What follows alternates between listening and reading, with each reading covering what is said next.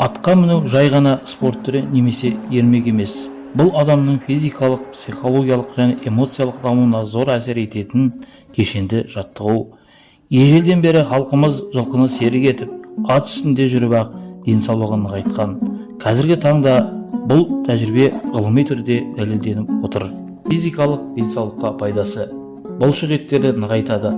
Атқа міну кезінде адамның аяқ, іш, арқа, мойын және қол бұлшық еттері жұмыс істейді. Тепе-теңдікті сақтау үшін дене үнемі қозғалыста болады. Бұлшық еттер күшейеді.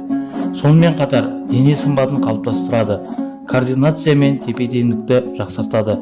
Жүрек қан тамырлары жүйесін нығайтады. Тыныс алу жүйесін жақсартады. Терең тыныс алу дағдысы қалыптасып, өкпе жұмысы артады. Психологиялық және эмоциялық пайдасы: стрессті азайтады. Атпен серуендеу табиғатпен етене жақын болуға мүмкіндік береді. Бұл күйзелісті азайтады. Жауапкершілік пен сенімділікті арттырады.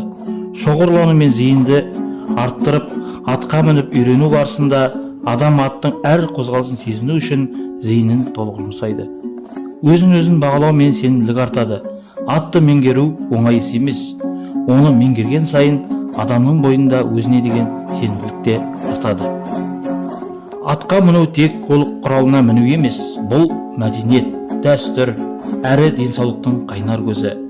Ата-бабаларымыздың салт дәстүріне қайта оралып, атқа мінуді өмір салтына айналдыру тек тән саулығын ғана емес, жан саулығын да қалыптастырудың бірден бір жолы.